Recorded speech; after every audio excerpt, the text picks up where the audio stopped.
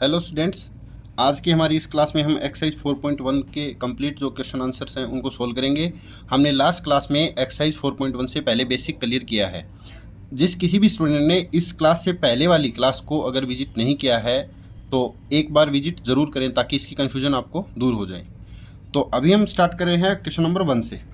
तो first question हमारा है complete the last column of the table. ये एक टेबल है आपकी बुक में, first column second third, yes और नो में आपको क्या है जवाब देना है यहाँ कि हमारी इस इक्वेशन में एक्स वेरिएबल है। इस वेरिएबल को हम अगर 3 वैल्यू दे दें तो क्या ये वाली वैल्यू इस इक्वेशन को सेटिस्फाई कर रही है, तो यस है, नहीं कर रही है तो नो है। कैसे देखिए, आप फर्स्ट देखोगे वैल्यू को, आप इस कॉलम को देखोगे x इज इक्वल 3 है, x की जगह आपको 3 लेके चलना है। 3 यहाँ रखिए आप, 3 + 3 0 होता है तो हम कहेंगे नो, ठीक है। x की वैल्यू है 0 तो 0 + 3, 0 + 3 क्या 0 होता है, 0 में 3 ऐड करोगे 0 कभी नहीं आएगा तो नो, ठीक है। अच्छा, x की वैल्यू है -3 तो -3 + 3 मतलब -3 +3 तो 0, तो ये यस है। माइनस के 3 में +3 ऐड करेंगे तो 0 ही आंसर आएगा, तो ये हमारा है यस, ठीक है। नेक्स्ट देखिए, फोर्थ पार्ट है x - 7 = 1 तो x की वैल्यू हमें 7 लेनी है। 7 - 7 1 होता है, कभी नहीं होता है। 7 - 7 तो 0 होता है, तो ये चीज़ जो है मतलब ये वाली इक्वेशन इस वैल्यू को एक्सेप्ट नहीं कर रही है तो नो, ठीक है। x = 8 तो 8 - 7 = 1 तो बिल्कुल सही है एकदम, मतलब ये वाला आपकी जो RHS और LHS और RHS बिल्कुल सेटिस्फाई हो रही हैं तो यस।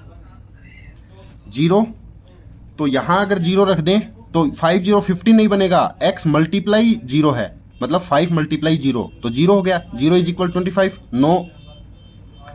x = 5 है, 5 यहाँ रखें हम तो 5 × 5 करना है।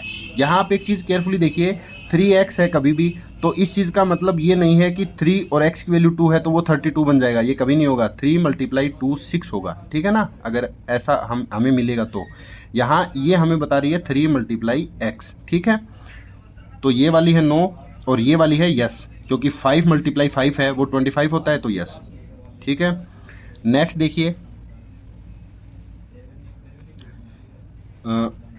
-5 है, हम यहाँ रखें तो 5 × -5 तो -25 आना चाहिए ना, तो ये वाला नॉट एक्सेप्टेबल है, नो।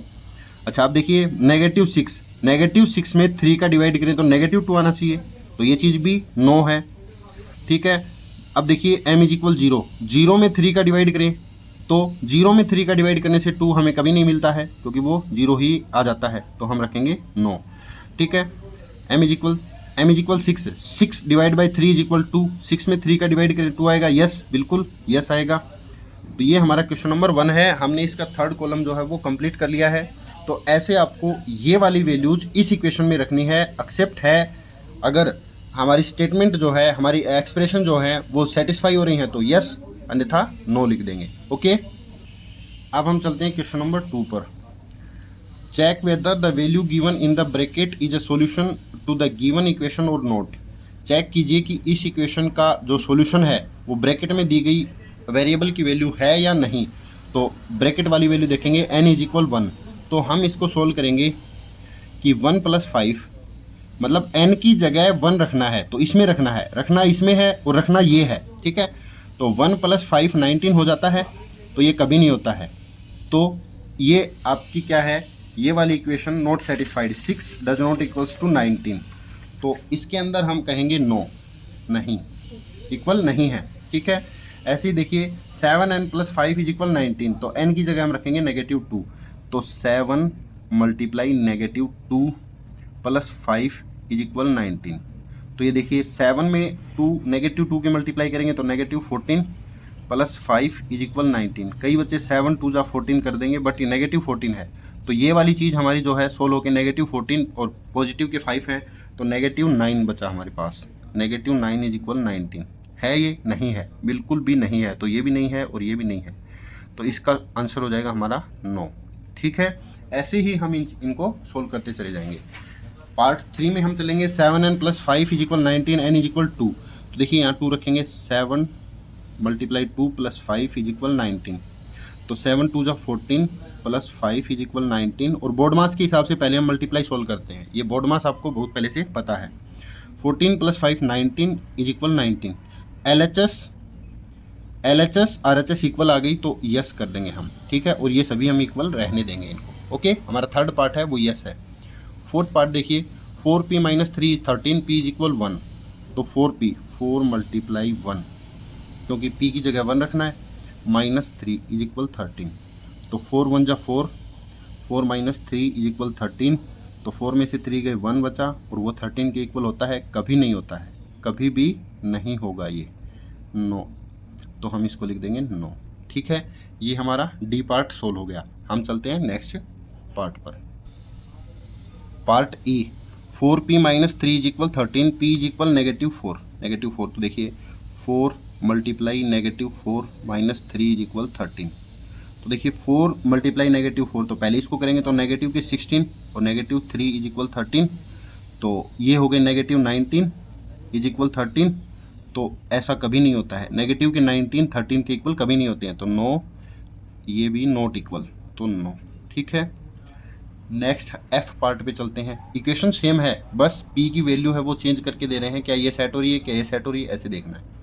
देखिए 4p माइनस 3 और p की जगह 0, तो 4 मल्टीप्लाई 0, 4 0 यहाँ मत रख देना, 4p की जगह 0, तो 40 मत कर देना इसको कभी भी, 4 मल्टीप्लाई p है ये, और एक कांस्टेंट एक वेरिएबल है, उनके बीच मल्टीप्लाई होती है तो कोई साइन नहीं लगाते, हम डायरेक्ट लिख देते हैं। ठीक है, -3 इज इक्वल 13, तो 4 में 0 की मल्टीप्लाई करी 0, -3 इज इक्वल 13, तो 0 में से 3 को माइनस किया तो -13 इज इक्वल 13 नहीं होता है कभी भी, तो not equals not equals not equals, तो ये आ जाएगा नो, मतलब ये वाली वैल्यू जो है p की वो सेटिस्फाई नहीं हो रही है। ओके, तो ये हमारा क्वेश्चन नंबर 2 है जो वो कंप्लीट हो गया है। हम चलते हैं नेक्स्ट क्वेश्चन पर। क्वेश्चन नंबर 3, जैसे मैंने बेसिक में आपको बताया था, solve the following equation by trial and error method. Trial and error method मतलब यहाँ एक p क्या है, वेरिएबल है, तो p की अलग अलग वैल्यू पुट करके देखो और अब पता करो कि इस इक्वेशन का सॉल्यूशन क्या है, मतलब जो हमारे वेरिएबल की वैल्यू है वही हमारा सॉल्यूशन है। तो देखिए सबसे पहले हम 1 रखें यहाँ पर, अगर 5 मल्टीप्लाई 1 प्लस 2 इज इक्वल 17, तो क्या होगा, 5 1 जा 5 और 2 7, 7 17 के इक्वल नहीं होता है। अगेन 5 मल्टीप्लाई 2 रख के देखें हम, देखिए यहाँ मैं ब्रैकेट में लिख देता हूँ, when p is equal put 1 put p is equal 2, तो इस इक्वेशन को लिख रहा हूँ बार बार, p की जगह 1 रखा, p की जगह 2 रखा है, 5 2 जा 10, 10 और 2 12, 12 इज नॉट इक्वल्स टू 17। ठीक है, अगेन p इज इक्वल 3 रखते हैं हम। ठीक है, p इज इक्वल 3 रखेंगे तो क्या होगा, 5 मल्टीप्लाई 3 प्लस 2 इज इक्वल 17, तो 5 3 जा 15 और 2 17, 15 plus 2 is equal 17, 17 is equal 17, तो ये हमारे लिए क्या है, p is equal 3, p is equal 3 is the solution of, is the solution of our equation. ठीक है, हमारी इक्वेशन का जो सॉल्यूशन क्या होगा, p इज इक्वल 3, वो हमारा सॉल्यूशन हो गया। ठीक है, हमने 1 रख के देखा, 2 रख के देखा, डायरेक्ट हम 3 भी रख सकते थे, बट क्या है, ट्रायल एंड एरर मेथड यही होता है कि एक दो वैल्यू हमें पहले रख के देखनी होती हैं, वो सेटिस्फाई नहीं होती, फिर हमें एक्चुअल जो वैल्यू सेटिस्फाई करेगी वो रखनी है। ठीक है, अब हम नेक्स्ट में चलते हैं सेकंड पार्ट पर। देखिए 3m माइनस 14 इज इक्वल 4, तो हम 3m, तो यहाँ 1 रखेंगे तो हमें नहीं मिलेगा, सीधी सी बात है। देखिए when put m is equal 1, 3 1 जा 3 माइनस 14 इज इक्वल 4, तो 3 माइनस 14 तो minus 11 does not equals to 4, not satisfied. और व्हेन जैसे 1 रखेंगे तो 2 रखें, 3 रखें, 3 रख लिया, when m is equal 3, m की जगह 3 रखा तो क्या होगा, 3 3 जा minus 14, 3 multiply 3 minus 14 is equal 4, तो देखिए 9 माइनस 14 इज इक्वल 4, तो 9 में से 14 तो माइनस होगा तो -5 आएंगे, मतलब हमने 1 रखा तब -11 आया था, अब 3 रखा है तो -5, तो और आगे बढ़ते हैं, हम 5 रखते हैं, हम 5 रखें, व्हेन m इज इक्वल 5, तो देखिए 3 मल्टीप्लाई 5 माइनस 14 इज इक्वल 4, तो देखिए 3 5 जा 15 माइनस 14 इज इक्वल 4, तो 1 इज इक्वल 4, 1 इज इक्वल 4 नहीं है, बिल्कुल भी नहीं है। ये ऊपर वाले भी नहीं है, ये भी नहीं है, ठीक है। नेक्स्ट देखिए हम रखते हैं 6, हम व्हेन m इज इक्वल 6, तो देखिए 3 मल्टीप्लाई 6 माइनस 14 इज इक्वल 4। देखिए 3 6 जा 18, 18 माइनस 14 इज इक्वल 4, तो यहाँ हम कहेंगे 4 इज इक्वल 4। सेटिस्फाइड, सेटिस्फाइड है हमारी equation. So m is equal 6 is the solution of our equation, ठीक है। ये हमारी इक्वेशन का सॉल्यूशन है, ठीक है। m इज इक्वल 6 और p इज इक्वल 3। जो अपना क्वेश्चन नंबर जो 3 है उसके दोनों आंसर ये रहेंगे, ठीक है। ये हमारा हो गया क्वेश्चन नंबर 3। अब हम चलते हैं क्वेश्चन नंबर 4 पर। तो देखिए क्वेश्चन नंबर 4 देखिए क्या है। Right equation for the following statements. ये स्टेटमेंट्स दे रखी है आपको, मैंने बताया था वर्ड्स में एक लाइन लिखी हुई है, उसको स्टेटमेंट में चेंज कीजिए। देखिए बहुत ईजी है, बहुत ही ईजी है। हमें कुछ भी ज़्यादा सोचने की और ज़्यादा परेशान होने की ज़रूरत नहीं है। देखिए कैसे, the sum of numbers x and 4 is 9। The number है x और 4, उनका सम का मतलब ऐड 9 आएगा, तो हम लिख देंगे x प्लस 4 इज इक्वल 9। ये हमारा आंसर हो गया। बस इतना ही तो हमें करना है। नेक्स्ट देखिए, अब जैसे जैसे हम क्वेश्चन करेंगे और जो प्रॉब्लम्स हैं उनको सॉल्व करेंगे तो चीज़ें क्लियर होती चली जाएंगी। 2 सब्ट्रैक्टेड फ्रॉम y में से 2 को माइनस किया जाए तो 8 आता है, तो हम लिख देंगे y में से 2 को माइनस किया 8 आया। बस मतलब ये वाली चीज़ सिर्फ मैथमेटिकल फॉर्म में लिखनी है। ये स्टेटमेंट है, ये स्टेटमेंट है, ठीक है। देखिए 10 टाइम्स a इज 70, कोई सॉल्यूशन नहीं करना है, सिर्फ यही चीज़ लिखनी है कि a का 10 टाइम्स मतलब 10 गुना, a में 10 की गुना करें तो 70 आए, तो 10 मल्टीप्लाई a, तो मल्टीप्लाई लगाने की जरूरत नहीं होती है, इज इक्वल 70। एक मैथ और एक इंग्लिश वाले नंबर के बीच में मल्टीप्लाई आए तो वो लगाने की जरूरत नहीं होती, हम डायरेक्ट लिख देते हैं 10a इज इक्वल 70, ठीक है। नेक्स्ट देखिए, the number b is divided by 5 give 6। Number b is divided by 5, b में 5 का डिवाइड किया, डिवाइड 5 से हो रहा है, 5 अपॉन b मत कर देना, तो इसका आएगा b इज डिवाइडेड बाई 5। देखिए the number b is divided by 5, b को 5 से डिवाइड किया, हमें मिला 6, बस ठीक है, ये हमारा आंसर हो गया। नेक्स्ट देखिए, 3/4 इज t, 3/4 इज की जगह यहाँ ऑफ आएगा, आई थिंक, चेक करता हूँ, यस यहाँ 3/4 ऑफ t है, ऑफ t का 3/4 है वो 15 है, तो t का 3/4 ऑफ का मतलब मल्टीप्लाई और t, तो 3t/4 बोल दें या 3/4t बोल दें इज इक्वल 15, ठीक है, ये हमारा आंसर हो जाएगा। नेक्स्ट देखिए, 7 टाइम्स m, 7 टाइम्स m इतना करेंगे तो 7 times m plus 7 gets you 77, हमें मिलेगा 77, ठीक है। देखिए कितना इजी है। 1/4 ऑफ है नंबर x, 1/4 ऑफ x, तो 1/4 ऑफ x, तो या हम कह दें कि x का 1/4, x में 1/4 का डिवाइड किया, -4 उसमें से -4 किया, हमें अगेन मिला 4, ये हमारा आंसर हो जाएगा। x/4 -4 is equal, x/4 -4 is equal, again we get 4, okay. Next देखिए, if you take away 6 from, अगर हम 6 निकाल लेते हैं तो हम 6 निकाल लिया हमने, -6 कर लिया, 6 निकाल लेना मतलब 6 माइनस कर लेना, किस में से, फ्रॉम में से, 6 time of y, 6 times of y, times का मतलब गुना, मल्टीप्लाई होती है, 6y में से 6 निकाल दे तो हमें मिलता है 60, तो हमें जो रिजल्ट मिलता है वो इक्वल में आ जाता है, ठीक है। ऐसे ही हम देखेंगे, इफ़ यू ऐड 3, तो ऐड 3 ये कर दिया, 2 किस में, ये किस में हम ऐड 3 हमने किस में किया है, 1/3 ऑफ z, तो z/3, 1/3 ऑफ z हो गया ना, यू गेट 30, हमें मिला 30, तो ये हमारा जो है 9th मतलब लास्ट पार्ट हो गया है। इसका आंसर जो आया है वो आया है z/3 + 3 = 30, ठीक है। ये हमारा क्वेश्चन नंबर 4 हो गया। अब देखिए क्वेश्चन नंबर 5 क्या आएगा, उसमें हमें एक्सप्रेशन बनानी है, मतलब स्टेटमेंट बनानी है हमें, और हमें इक्वेशन दी जाएगी, तो ऐसे ही हम बना देंगे। देखिए नेक्स्ट क्वेश्चन नंबर 5 हम जो है वो करेंगे। फर्स्ट है p + 4 = 15, तो हम क्या कह सकते हैं, the sum of p and 4 = 15, ठीक है।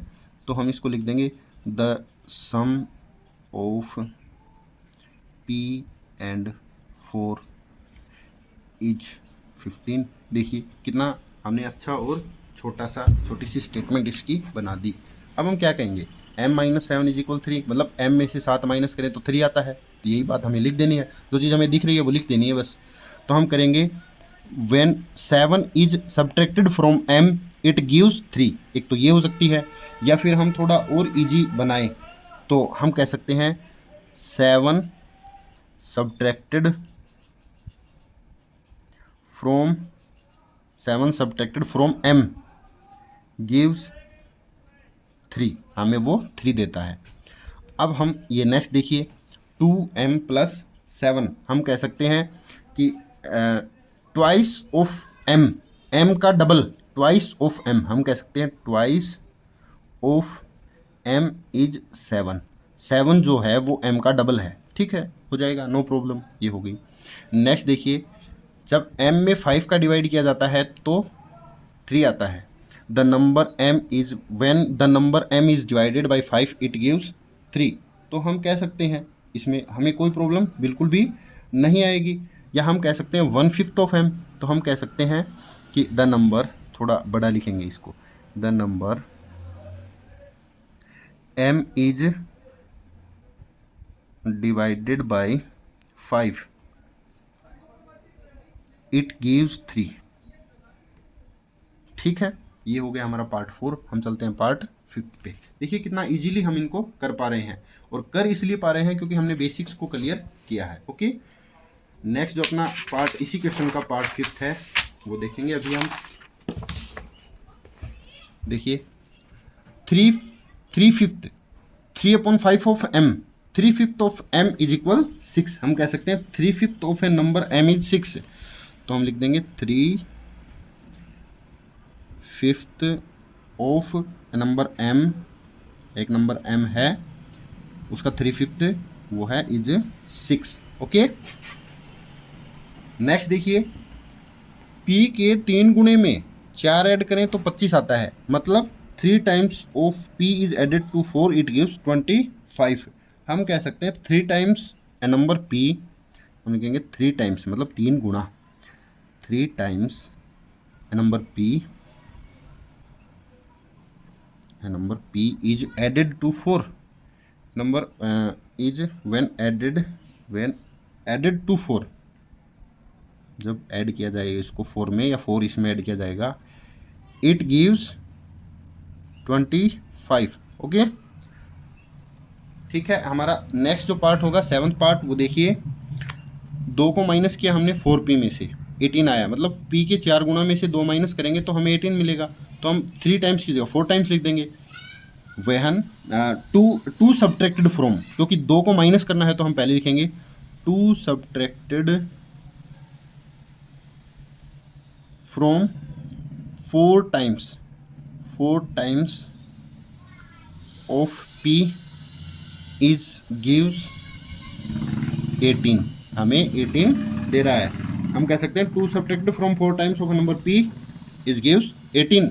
ओके, नेक्स्ट देखिए p/2 में 2 ऐड कीजिए, तो हम कह सकते हैं ऐड 2